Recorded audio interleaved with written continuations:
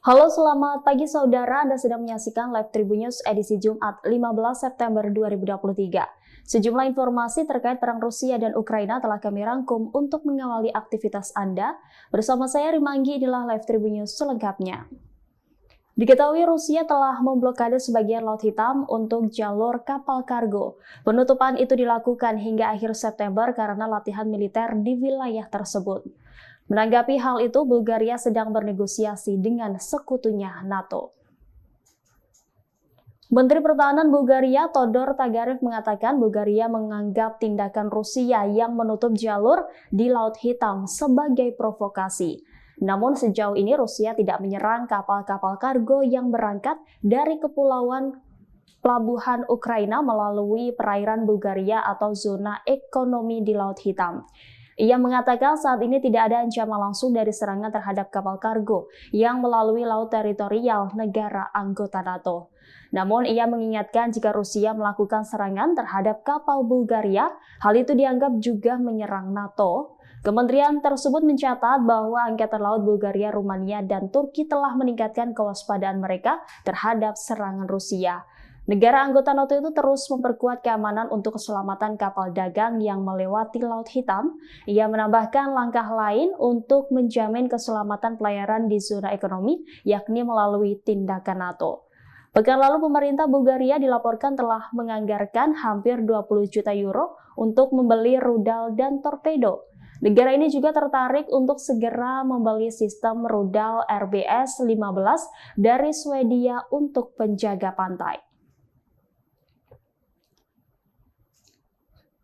Bulgaria berencana akan membangun pangkalan NATO pada 2025 mendatang. Sebuah pangkalan militer untuk menampung kelompok tempur multinasional NATO itu ditaksir menghabiskan biaya sekitar 55 juta dolar. Melansir Euro Integration Kamis 14 September, demikian diungkap oleh Menteri Pertahanan Bulgaria Todor Tagarev dalam sebuah wawancara. Dia mencatat lokasi pangkalan militer di Bulgaria belum disetujui, namun pangkalan kelompok tersebut harus siap pada 2025 mendatang. Lebih lanjut, Tagarev menjelaskan bahwa sebagian besar perwira di kelompok multinasional tersebut itu dari Italia. Kelompok tersebut akan memiliki peran defensif jika terjadi ancaman militer terhadap NATO. Tagarev menambahkan bahwa kekuatan kelompok ini dapat meningkat menjadi 1.500 orang di masa perang. Diharapkan NATO akan memberikan sebagian dana yang dibutuhkan untuk pembangunan. Sebelumnya, Todor Tagarev mengatakan bahwa Bulgaria sedang dalam pembicaraan dengan sekutu-sekutu NATO mengenai bagaimana menanggapi blokade parsial Rusia di zona ekonomi eksklusif Laut Hitam. Seminggu yang lalu, Bulgaria juga mulai mempersenjatai penjaga pantainya dengan rudal karena ancaman di Laut Hitam yang ditimbulkan oleh Rusia. Angkatan bersenjata Ukraina selama beberapa hari berusaha mendapatkan pijakan di pinggir Novodonetsk atau DPR. Bahkan ada upaya untuk merekam video yang diduga desa tersebut ditempati oleh mereka, namun militer Rusia berhasil menghalau semua serangan. Setelah mengalami kerugian besar, Komando Angkatan Bersenjata Ukraina mengurangi intensitas serangan. Kendaraan patroli lapis baja Mastiff Inggris untuk Angkatan Bersenjata Ukraina dilaporkan hancur setelah terkena serangan artileri Rusia.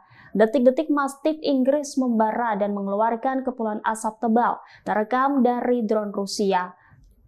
Serangan ini diluncurkan oleh pengawal terpisah ke-40 dan Brigade Korps Marinir Armada Pasifik Rusia. Keberhasilan dalam menghalau serangan musuh di sektor depan di atas juga dicapai berkat kerja unit teknik Distrik Militer Timur dan Armada Pasifik.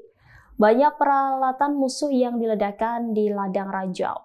Awak tank juga membedakan diri mereka dengan menyerang peralatan dan tenaga musuh baik dari posisi menembak tidak langsung maupun sebaliknya. Hingga berita ini diturunkan, belum diketahui nasib pasukan Ukraina di dalam Mastiff tersebut. Pilot jet tempur Su-27 menembakkan 2 rudal ke arah pesawat RAF RC-135 Rivet Joint di atas Laut Hitam pada September tahun lalu. Saat itu Rusia mengklaim rudal tersebut tidak berfungsi, namun laporan terbaru mengungkap insiden tersebut merupakan aksi kesengajaan. Melansir Daily Mail Kamis 14 September, jet tempur Rusia disebut memang menargetkan pesawat mata-mata Inggris untuk ditembak jatuh. Laporan itu mengutip 3 sumber anonim dari pertahanan barat yang mengetahui insiden tersebut. Diketahui saat itu ada 2 jet tempur Su-27 Rusia yang membayangi pesawat pengintai RC-135 Angkatan Udara Inggris yang tidak dipersenjatai.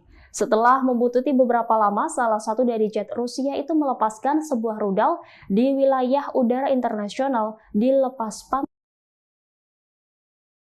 pertahanan Inggris saat itu, yakni Ben Wallace, beberapa minggu setelah kejadian. Pasca insiden, Moskow menjelaskan ke pihak London jika rudal yang diluncurkan merupakan kerusakan teknis.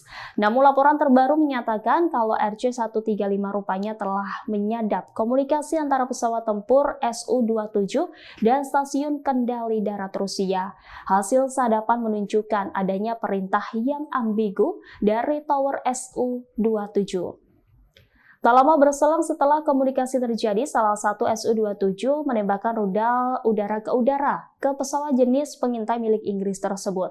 Menurut laporan, rudal tersebut melesat dari target.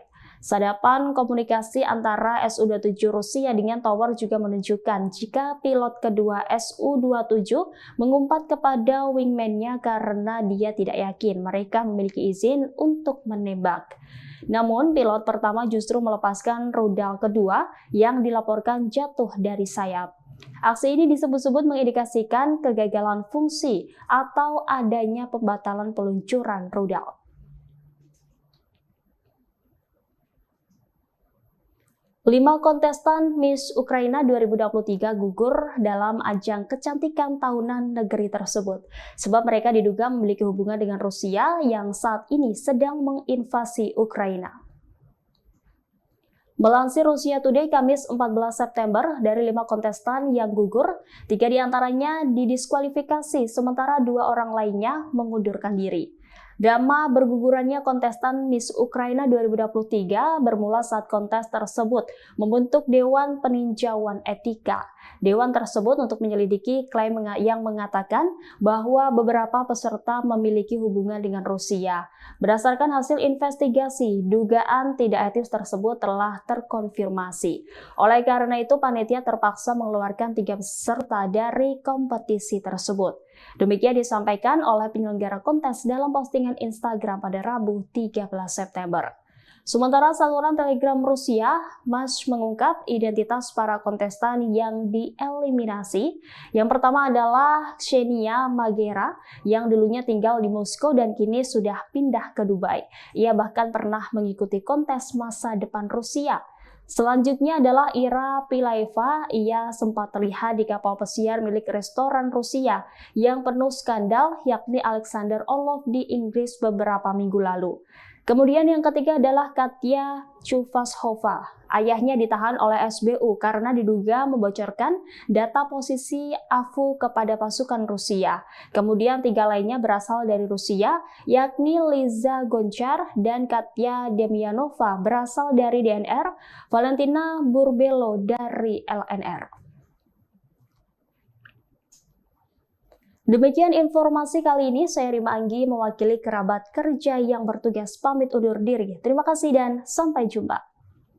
Terima kasih sudah nonton, jangan lupa like, subscribe, dan share ya!